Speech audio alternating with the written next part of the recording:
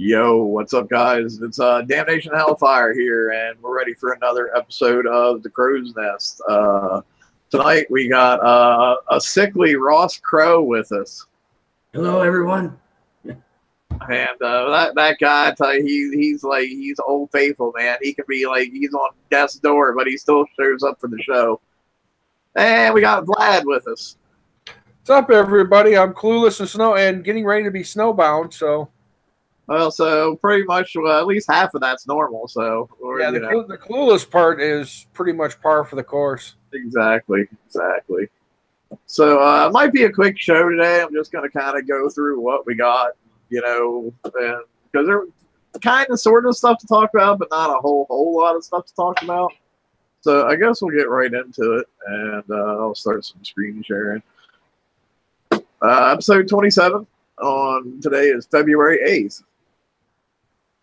So they did a mega weapon correction. They have corrected a number of situations where the mega weapons, that's the big guns on your OP for those who were hiding under a rock somewhere, were being treated like turrets, and that was never intended. So anything that affected turrets were never supposed to affect the mega weapons, such as turret defense. So due to these changes, they've made adjustments to a few of the more recent Conqueror hulls because they realized, now that we've fixed this, these guys are severely lacking in their ballistic deflection. So the King's Writ went from 110,000 ballistic deflection to 310,000. The Eviscerator went from 83,600 to 340,000. Wow, that's a pretty significant buff there. And the Boulder Fist went from 200,000 to 410,000. So the Onslaught was originally balanced with the Omega update in mind, so no changes were made to the Onslaught. I don't know. Now, I guess really the only thing I had to say about this is we told them for quite some time that something wasn't right with the Omega and getting turret defense with some specials and not with others and blah, blah, blah, blah. So, I mean, it's good to see that they finally listened and looked into it. I mean, this was, when did all this first get brought up, though, Ross? Like way back when it was the concussive one originally was when all this originally got brought up, right? Yes. Yep. Yeah, so, I mean, better late than never, I suppose. Well, other than so that was prior to they built the King's Writ, the Elvis, and all those holes around that condition, and so now they up the defense on those holes, and I understand that, but now they ineffectively actually just took away all the other ballistic weapons of the game. I mean, they made those null and void. Yeah, well, I mean, were there any other other ballistic weapons that were really getting up that high in numbers? I mean, well, maybe, I guess, I don't know. Like in the case, yeah, probably you're probably right. In the case of the Eviscerator and maybe even the King's Writ, yes, like no ballistics will probably affect them at all before now than they were before. In the case of the Boulder Fist, I'm not sure there was any in-game ballistics that were getting up that high as far as for it to affect it or not. Other than the big. What I'm interested in too, though, is like, okay, if this was happening with the new ballistic one, how comes none of these got like any kind of concussive buff and deflections for against the old OP cannon? Unless it was just because that damage was already split up by salvo and all that. But I mean, you would think it's like if we got a buff for the ballistic stuff, we should be giving them some kind of buff for the concussive one too. It's like they didn't take everything and all the parts that were available into consideration and only considered the current latest and greatest hull, or latest and greatest toy, I should say, which is they have a tendency to do that a lot. Yeah. What you got, Vlad? Anything? PvP, don't have a clue. Gotcha. Sorry. That's okay. I'm looking at all these numbers going, when did deflection go over 50,000?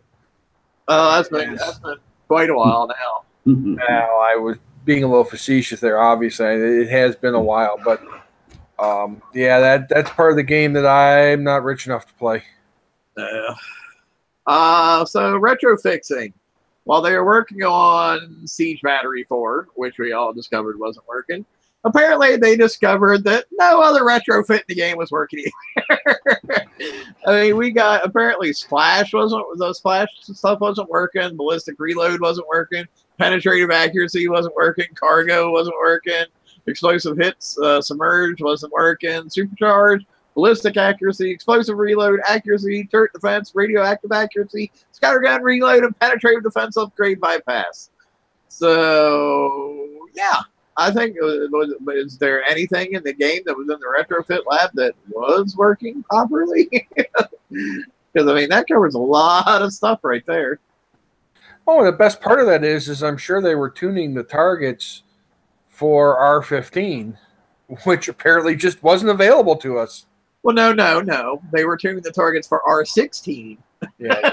and we had no retros available to us whatsoever. Can't argue with that. I wish I could, but those poor guys, they will never ever live that down. I'm sure. That was really a mistake they didn't need to make. Yeah. Especially at that point in time, it's like everybody was already so annoyed with that raid format. It's like, oh, here, we'll put out a video with R16 stuff. It's like, yeah. So, but hey, on the bright side, apparently all this stuff that you had retroed and wasn't working properly, apparently now should be working properly. I'll put that should in quotations and parentheses and all those appropriate maybes symbols that could possibly be around it. Be like having a whole new fleet. Yeah. But I mean, I will say though, if they discovered all this other stuff wasn't working correctly and they weren't able to fix it, it's probably a good thing in a way then the Siege Battery wasn't working for a while. Because otherwise, who knows how long all this would have went on and we wouldn't have been aware of it. Well, obviously it would have been years because some of this has been in there for years already and nobody ever noticed it. So in the process of fixing all this stuff, they broke everything else in the game. Yesterday was quite an interesting and adventurous day for all of us pirates. Some of the bugs were included to, but not limited to, world map targets weren't paying out uranium or titanium.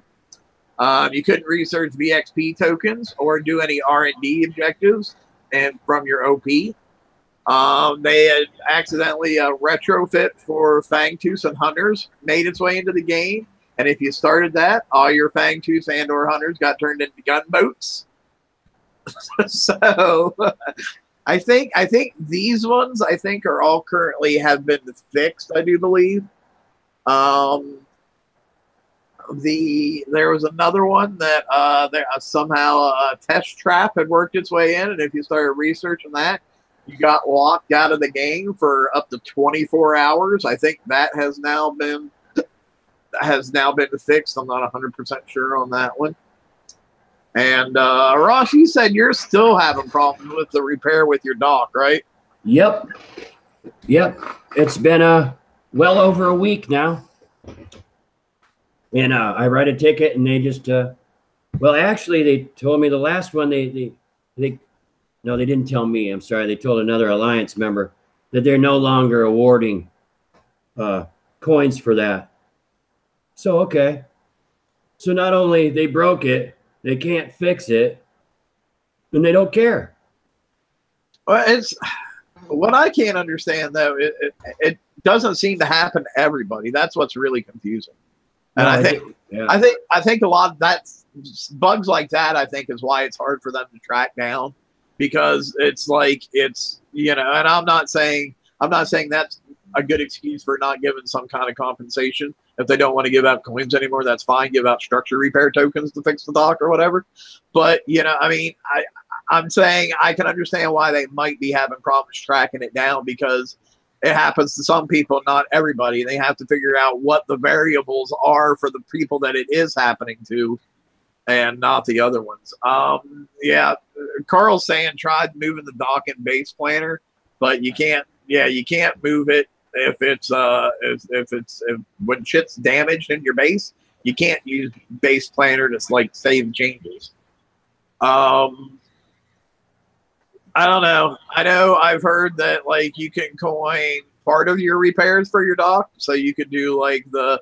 Well, how long is a dock to repair? 2.5 hours, I think. Is that right? Yeah, it was under three. It's under three. Yeah, so you could coin like the 2-hour part and let the last 30 minutes tick, and I've heard that works for people, but that doesn't help you if you get hit while you're in the middle of a campaign or something like that, you know. But for your regular shit, you know, it's like, well, you can coin the 2 hours, wait for 30 minutes, and at least be back in the game in a somewhat more quickly fashion. Yeah, it's just you know, I guess it's workable because I can actually do campaigns when after I get hit and repair while domed, but it's certainly it's not the coining game I'm used to playing. That's for sure. So, right. Yeah, you can't just spend that money and get back into it. Which, ironically enough, these are generally the types of bugs that they try to fix, like stupid fast. The ones that it's costing them money. So it must be extremely difficult for them not to have figured this out and fixed it already. Yeah. Yeah, I was going to go there, and you beat me to it. You would think that that would be the one that they get right away. They added like I said, it's just weird. Like I think they're just having problems tracking down what variable it is, because there are some people who had it happen on the first day, but it's been fixed for them and it's not happening anymore. But there's other people who it's still happening for, like, and we've tried all kinds of different things so far. Like Rue and I did some testing. We tried hitting her when she was online, not repairing anything.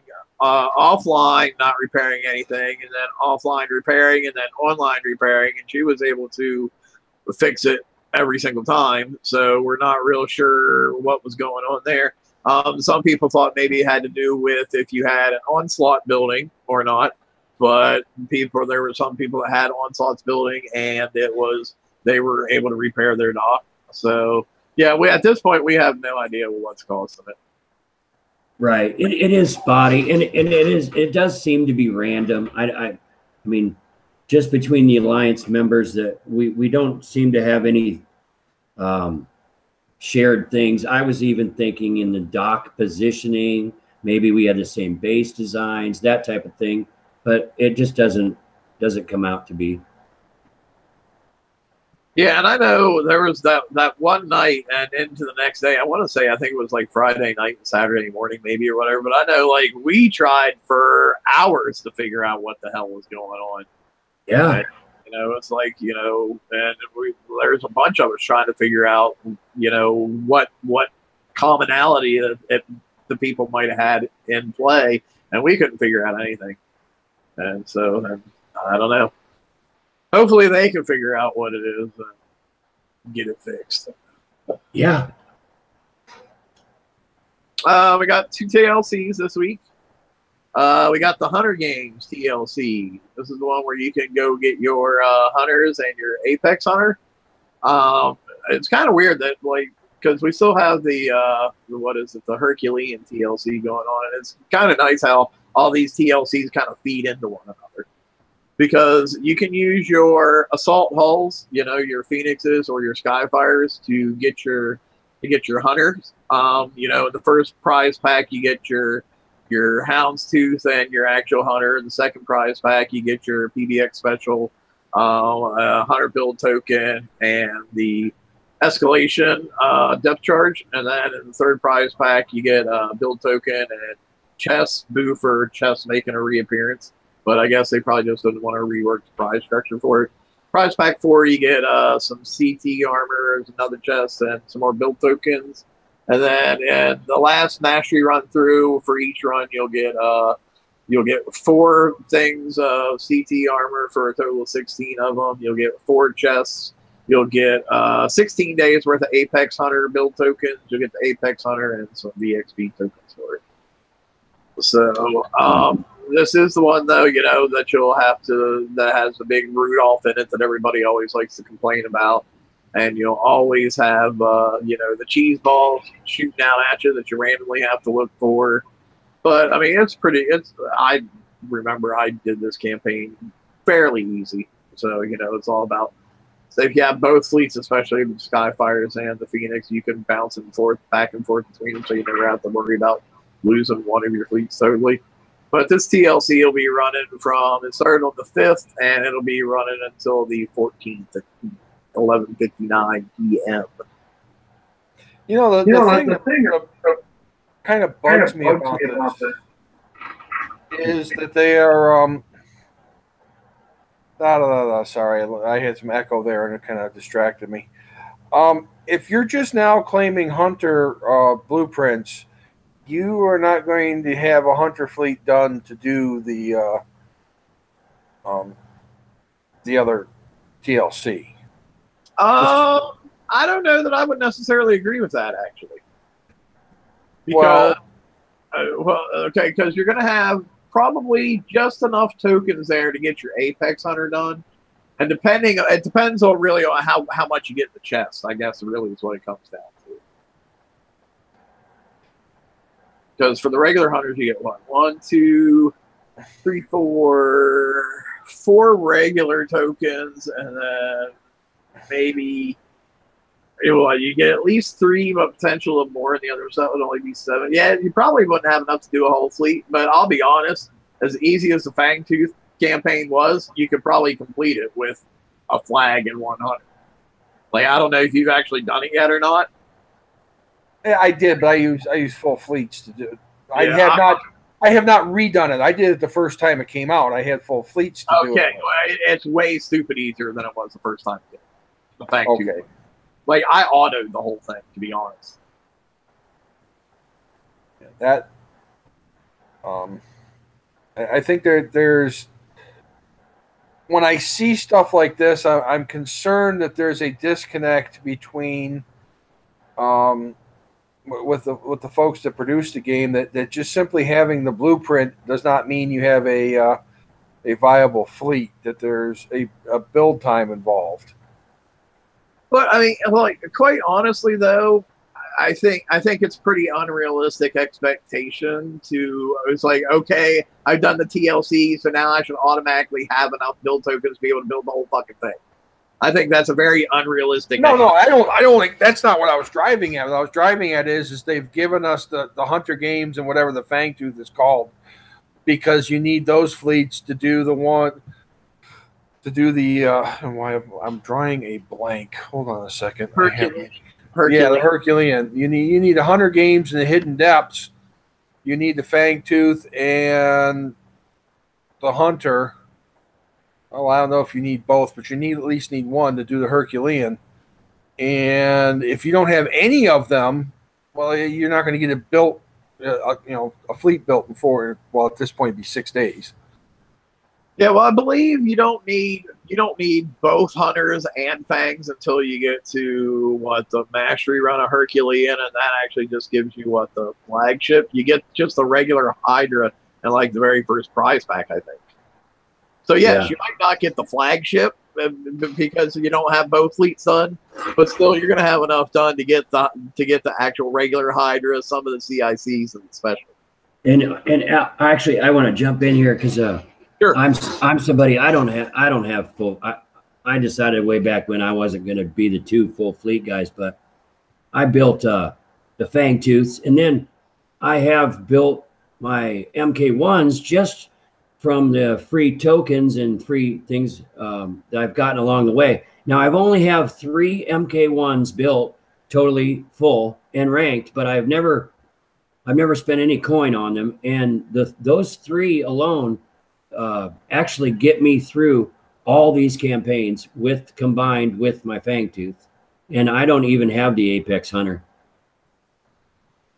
Well, there you go. And I'm able to do these. There you go. So that is that's a good thing for people to know that these are still possible, and it's really not even. We're not talking about coining nightmare either. The 3 that I have they're built correctly and all, and they're not short, but they're only 3, and they're doing it. So, but yeah, if you use your assault fleets, you know, you can get some of these boats going. And quite honestly, I think if you just get the Apex and 1 regular hunter done, you can probably get through the next one, the Hidden Depths TLC. This one also started on the 5th and it's run until the 14th at 11:59. And in the first prize pack, you'll get the Fangtooth, the Delirium Torp, and the Advanced Torpedo 2 specials, along with 5 build tokens. You get I have to say, you get a metric shit ton of build tokens if you do this campaign the whole way through. You get 5 tokens in the first prize pack. You get 6 days in the second prize pack. You get 7 days in the third prize pack. And then you get 12 days in the last prize pack. So that's what, like 30 days for regular Fangtooth build tokens. And then in the last prize pack, of course, you can get the Phantom, and you can get 20 days worth of Phantom Fangtooth build tokens, and you can get 3 days of just generic skirmish class build tokens in there as well. So yeah, you can, and this particular TLC, yes, you literally can come extremely close, if not able to, fully build out an entire fleet just off of the tokens that you win in this campaign. Yeah, that's a big deal. And this is actually the most tokens I've ever seen in any TLC. Yeah, absolutely. I mean, they are, in my opinion, like they have literally looked at people and said, "Here, have a fleet of Fangtooths with this campaign." Like I know I myself, like I said, I went through with my hunters. I autoed it. And then I was able to actually use all the tokens of this to finally get around to finish and building my Fangtooth, because I'd never done all the weapons upgrade, you know, from Delirium to Nightmares. I had never finished putting all charged armors on my Fangtooth because I ran out of time. And then by the time I had time, it was too late because we were already moving on to the next raid format. You know, so I finally was able to go back and update my Fangtooths with the tokens I wanted. Right. So yeah, it's a big deal. And I'm reading from chat now. I did want to cover that those people that are trying to catch up with this is a great catch up for those people that are going behind. But there is a catch. If you do not have the PBX payload, you cannot participate in this TLC, if I'm correct. Why is that? I think you're locked out, actually. Yeah, you are. It's not even, you don't have the availability to start it. It's a requirement to start. So, really? Yes. That's odd. Does it say that anywhere on the... I wonder if it's because... you have to have hunters to do the Fangtooth campaign, because Tide Seekers will get totally like stopped by those those mortar missile things. Right. So yeah, okay, yeah, I actually wasn't aware of that, because obviously I had them both, so I just kind of went through and played that lamp. Right. But I mean, okay, so I guess it's kind of does suck a little bit, but at the same point in time, they're giving you both of these CLCs, so you can actually just go from one into the other. You know, so it's yeah, it's a thing, but I don't think it's that big of a thing. My personal opinion. What do you guys think? Yeah, I just think that I know that I've seen a couple of people have it grayed out and just not have the availability to start it, and they didn't just know why, just right offhand, and that's why. PBX payloads is a requirement. So yeah, if you just do things in a certain order and know that going into it, it should help you out. Yeah. And I think that Cuttlefish summed it up really good. He's like, well, it's a speed bump, but not that big of a speed bump. So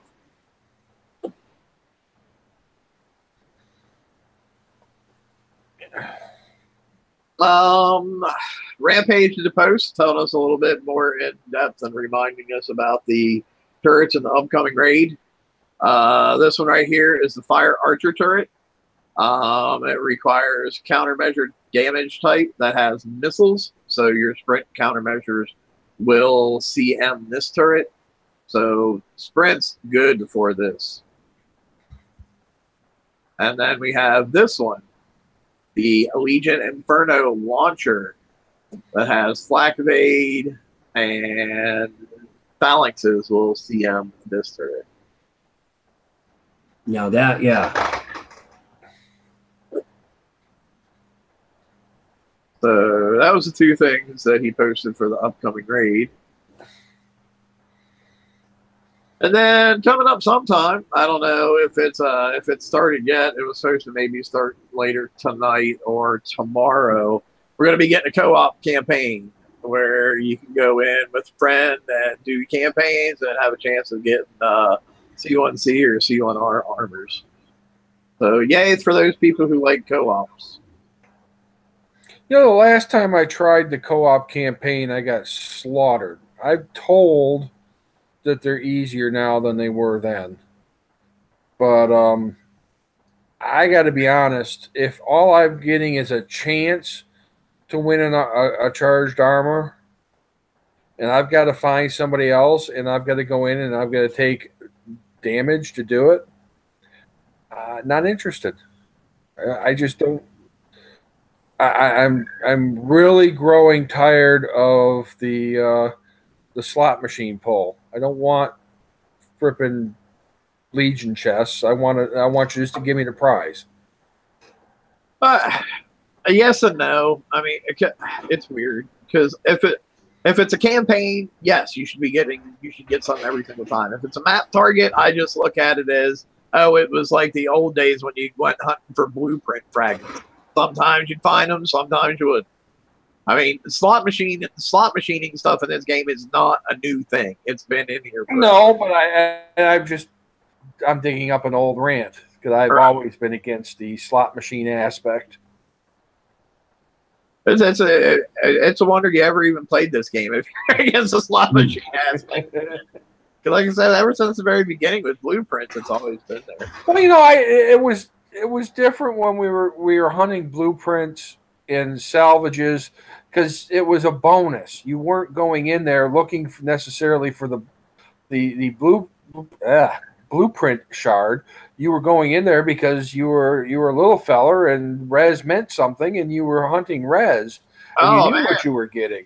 Speak for yourself, pal. I spent more time hitting cargoes looking for blueprints than I ever did looking for res. Dude, I went 6 months without getting a blueprint shard from a cargo. I actually didn't finish my blueprints until after we got crews, and I used the one that nobody wants now. Why I can't think of it. Of course, I'm brain fade.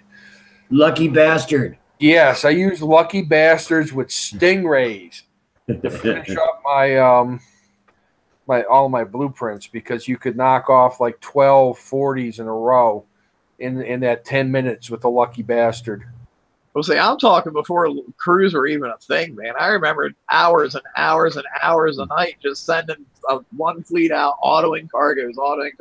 Dude, I'd look and I'd be like, oh my God, I'm like 4 sectors away from where I started, you know? And I'm like, and there wasn't no relay tower at that point to like, oh, I can get back really quick. It's like, oh man, I gotta sail back like 3 hours to get back to where my base is. And you got to go to work in 15 minutes. You're right. Hey, that's how it used to be. I really did. I used to get so involved. I'd sit here and I'd be like, oh my God. And look at the clock and be like 5-6 hours later. Oh, the good days. So I did have to notice though in this picture we got some interesting skins going on there. You know, you got that U.S. flag for the Buccaneer skin. So of course, you know that'll give all the people who aren't U.S. citizens something to rant about again that they don't have a flag for their country. Seems like that happened. Stop doing the flags, guys. Seriously, stop doing the flags because you always end up with like 15 other countries that you get all pissed off when you do the U.S. flag. Just stop doing it. Do something else that everybody can have. The Zimbabwe flag. Well, I don't even have to do a flag, man. Just do like a different color or something. That way nobody gets mad. When they do a U.S. flag, they always get UK and Australian people. You know, it's like, stop. I was gonna say that looks like a different. That's a cool looking paint job for the Hydra too. So I wonder if that's something. I wonder if you could win the skins in the co-op targets. I'll be honest, like if I can win the skins and the co-op targets, that might be enough to make me find somebody and go hit a couple. That's just me. I think I like the Hydra one. The U.S. one, it is, well, you know, it is what it is. But yeah, if I can get it and it's not like a crazy amount of damage to do these targets, sure, I'll go out and hit it. I'll put that. I'll do it for the skin, but I don't know. I like the skins. They make you look cool. But I in all honesty, I like the skins. They have some benefit for me in the game, not just to look cool. I found it great, very useful when you're building when you have several of the same hulls, and say like on these Buccaneer fleets, I personally have one it's slightly heavier on the antis than the other. So it would be nice to be able to designate which one's which visually for me. I've done that with King's Ritz, and so the skins aren't just flashy. They can provide use in the game. In all honesty. Yeah, absolutely. It helps you designate one ship from another. Although I do have to say, in the case of the King's Ritz, all mine have that purple and gold paint job, because I'm like, dude, I spent that many points on it. It's going on every single freaking King's Ritz I ever built in my life. Yeah. That's true. I think, actually, believe it or not, I think that's it for slides. Yeah, that's it for slides. I was hoping they would have had this campaign and one that they have something, because apparently they're going to have something coming up for Buccaneers. I'm assuming it's another TLC that gives people a chance to win Buccaneers. I was hoping they would have had that up by Showtime start, but apparently not. So, well, what we do have since the Showtime start, though, is an interesting an added special offer that has come up for Buccaneers for ranking tokens and purchase offers. So, really? Yes. And so they have come up since we started the show. Run over them real quick for us. Tell us what they are. I'm refreshing real quick. Okay, what we have here is we have 4 different ones. The first one is 6,000 VXP Buccaneer tokens times 5 for $20 US. The next one is same tokens times 16 for $50. Now, however, we get to the third one, and it's Buccaneer build tokens times 13 for $50, and Buccaneer tokens times 30 for $100. Huh. So basically, for $100, you can have. We said it's what, 30 build tokens. That only ends up being like what, probably like 2 Buccaneers though. Really, yeah, honestly. Yeah. I mean, because it's a little bit of an odd number when you're working. I mean, granted, you're going to have that each hull is different build time. So, but yeah, it just works out to being barely over 2, I believe. Yeah, my total Buccaneer build, and I have obviously the Boone and the countermeasure one are different, but my 3 other Buccaneers, the build time on them is 18 days and 16 hours.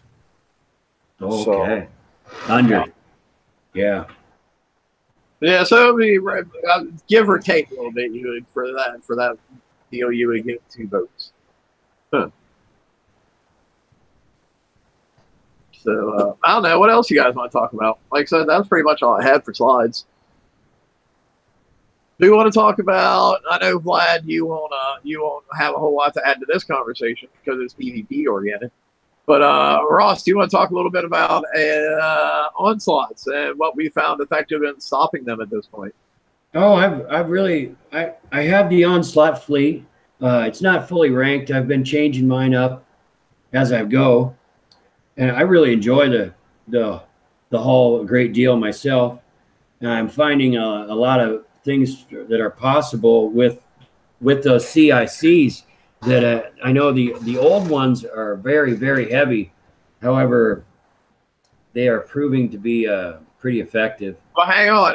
First thing we got to do is we got to separate CICs and TAC mods are entirely different things. I'm sorry. Yeah, I just worded that wrong. Okay. Yeah, that's fine. I don't want to get people more confused than what they already are. Right. No, I'm sorry. The TAC modules. Some of those old TAC modules are rather interesting, and they're really coming into play. What I have found, I'll just straight up say, what hurts me the most is repeated fire. It would be rapid fire. It's on the pass through is what's really hurting.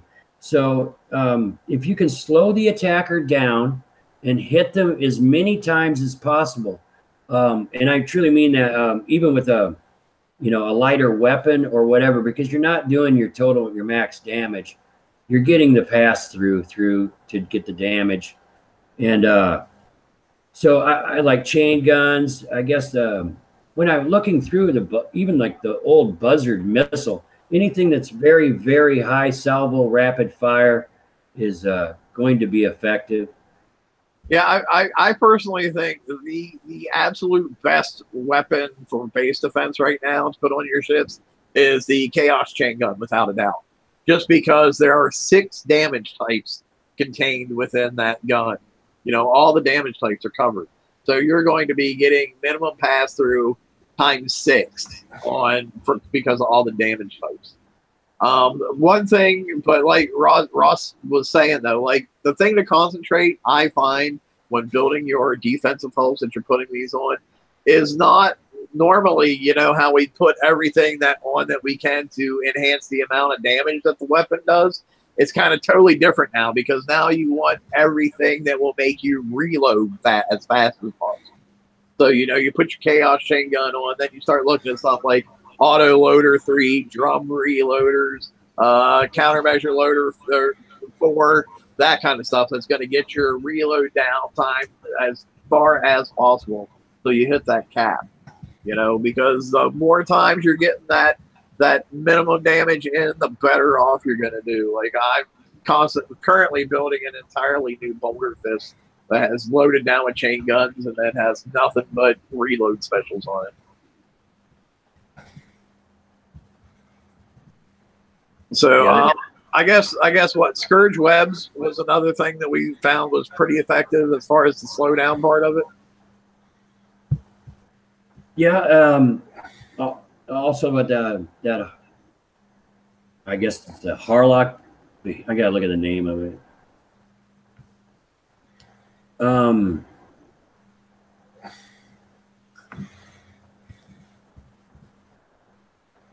The Omni Behemoth.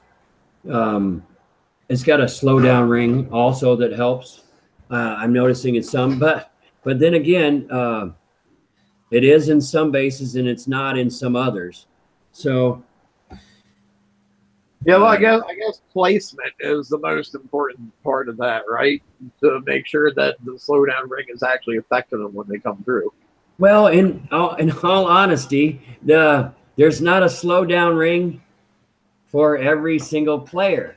Unfortunately, there seems to be an issue that some people get the slowdown ring, and when I'm just seeing this as an attacker and hitting bases with these in, it's very interesting because I almost say that half the time there is no slowdown ring shown and from the defender, and the hull comes with that automatically. It's not something they can add or remove. So I think there's some game issues with that. Do you think could it possibly be that sometimes you're sailing by it with something that has tack field resistance and sometimes you're not? No, it's just when I'm going from hitting base to base, with the same fleet. And some people's Omni Behemoth show the green ring, and some people's do not. Huh. Interesting. And I can tell you, when they do not show, there's a big difference on how you can attack. So it's not just a visual thing. I mean, right. Yeah. Huh. Odd. What were some of the other things we were talking about that are good? Glacials. Glacials are really good for their, you know, when you put, especially like I personally in my base have it to where my glacial is starting to affect them right about the same time as the undersea web from being Scourge. And boy, that really gets them there. And then if you get a lockdown rocket or two procking on them on top of that, yeah, they're basically almost at a standstill at that point. But Cannibal Wendigos, I do believe, have a slow effect as well. Yes. Yes. Yeah. So they're another turret. I personally don't think the damage they do is all that great, but you know the effect, you know, is a pretty good effect. Well, and that's a stackable effect, correct? Yes. So that, I mean, one might not, you know, really be that effective, but since it is a stackable effect, that you really could see some great benefits if you were able to get that stack. I know for me too, I went out, you know, and I smashed a couple bases with my own thoughts. But one of the things I found that was annoying was the EMP blast that you can put on some of the buildings. That when, you know, the building is destroyed, it stuns you for like 3 seconds or whatever. Because, you know, that's yet one more thing that's slowing you down in your progression through that base. Yes. Oh, and in all honesty, they just upset you as an attacker. They really do. When you're moving through and you're planning on what to target next, and all of a sudden you're like, what? Your whole fleet stops, you know? It's just, yeah, man, they're like annoying as hell. Because like when I first went through, and I'd honestly totally forgotten about that special because you know, not a lot of people were using it. And then I started going through and I'm zipping along, you know, just cruising through there, and I'm like, I can't move my boats all of a sudden. And you know, automatically your brain goes, oh Christ, now what's bugged in this game? But you're like, oh no, nothing's bugged. Something's actually working correctly. right. That was kind of funny. Well, and you haven't seen them used for a little while, and so those people that are using them, you know, it's pretty. It's a good idea, and they do work. So they buy you a little bit more time. Yep. It's all about so what we discovered is it's all about buying yourself time and doing extremely rapid damage as fast as possible. Whether it's high amounts of damage or not, the faster you hit them, the better off you're going to be. Because pass through a 360's bitch.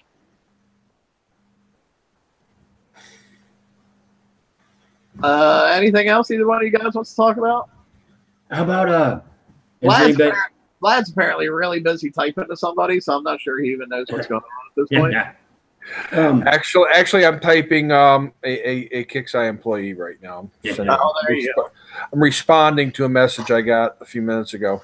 I've seen a lot of posts or, you know, people talking about the new armor on what hulls to use it on other than the Onslaught. I've seen people trying to or using it on the Boulder and King's Writ and that type of thing, and I think that's on my opinion I think that's a poor idea. I tried it myself, and I've removed it already, and I truly found that you do not get. I got more benefit from war plating on both those hulls. So, and that's the Boulder or the King. And I haven't tried the Eviscerator, but I have tried the Boulder and the King.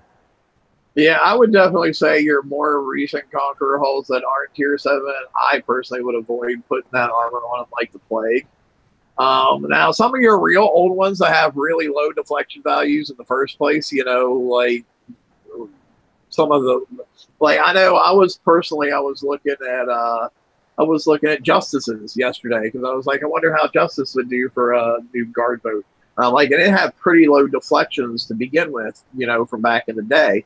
So I'm like, I could possibly get away with putting like one armor plate on this one and not really be hugely penalized because it's not going to put my deflection numbers way up there in the stratosphere. So like I will actually not be taking minimum damage sometimes. My deflection will actually work as it's supposed to. So Right. it's kind of what you got to look at is you got to look at your original deflection values and then judge for yourself.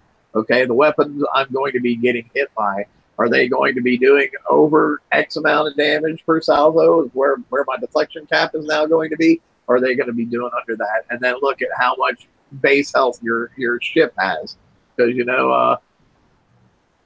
150,000 might seem like a lot of health, but when you're taking 360, 360, 360, 360, 360, it's going to go quick. So yeah, I think that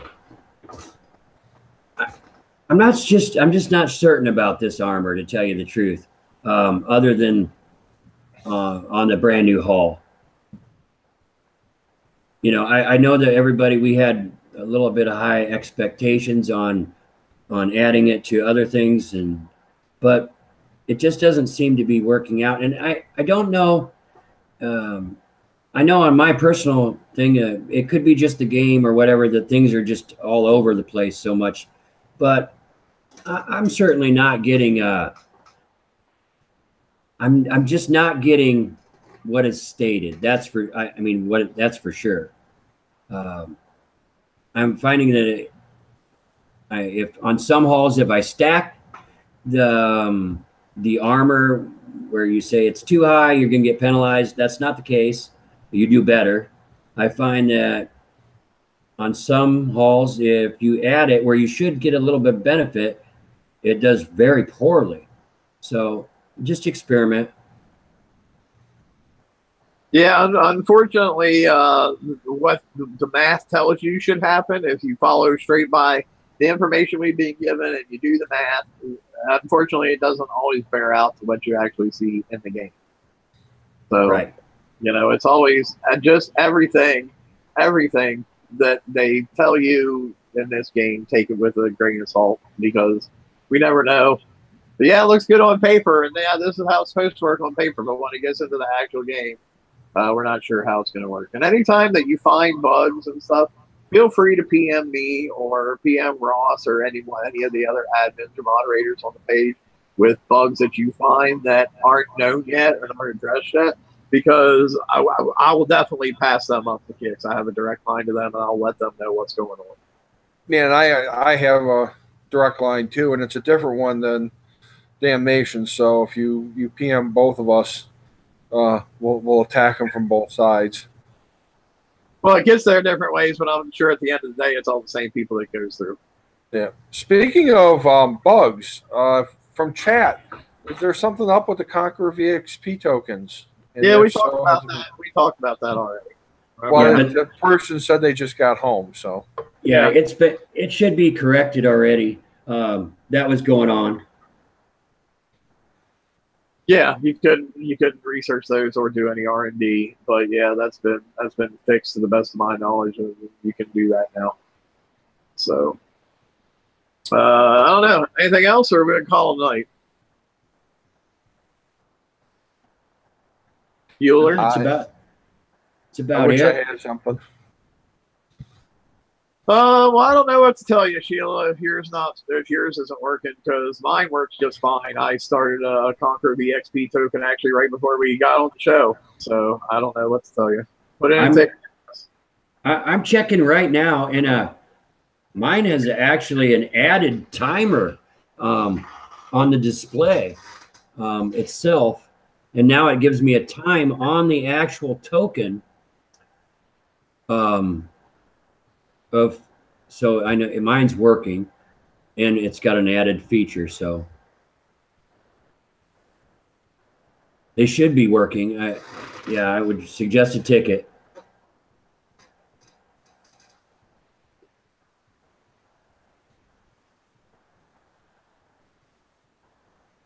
I can start one right now. So I just click my button and I'm waiting to see what happens. And then check out this new timer. Yep, it started. It started exactly like it's supposed to. Yeah. What new timer? I don't see a new timer. Okay, I have a new little timer on mine. It's pretty cool, and it's got a little display thing running around the border, circling and like a clock. Where is that? Is that in the actual objectives window? On the manufacturing tokens itself, where you like a yeah, where you go to that list and yes, yeah. Yeah, I don't see anything different there at all. I guess I don't spend enough money to get that cool extra feature. You must spend this much money to get this additional feature. But yeah. Oh, Sheila said she got hers all sorted out. It took 3 refreshes, but it's worked. Yeah, I have noticed sometimes when I do hit that research button, it does take a while for the research to show up over on my right-hand side timers. So, yeah. Man, I'm telling you, Ross, it must be spend this much money and get these cool clock-looking things because Dynamite in chat says theirs works too, but they don't have anything new. So, yeah, if you find out what the spending limit for that timer is, make sure you let us know. It's pretty cool. All right. Well, yeah, take a screenshot of it and post it up on the page. Will do. And everybody can be like, "Oh, if I spend more coins, I'll get that cool looking thing." But yeah, I don't foresee that. I don't foresee the coins coming in droves over a timer. But No. Okay, yeah, I think that'll be it. We're starting to ramble on now, and I don't want to turn this into a Hefe thing. So, all right, we'll catch you guys on the flip side. Give us a like, give us a thumbs up, subscribe if you haven't subscribed. And since YouTube is doing their vast change on how people can monetize, everybody who does Battle Cards videos that you like their videos, whether it's us on our channel or the Crib or TFC or the individuals themselves like George, Ren, me, anybody, make sure you subscribe to them and help them out. That way they can either begin to monetize or continue to monetize their channels if they choose to do so. But all right, cool. And for Dinah, you said you don't know how to PM us. If you go onto the Facebook group page and you click on members, it'll show you who the admins and who the moderators are, and then you can just click on their name and send them a PM like that. So there you go. Now you know how to do that. All right. Later, guys. Give us a thumbs up, subscribe, share us on your friends page. Later. Good night, everybody. Good night.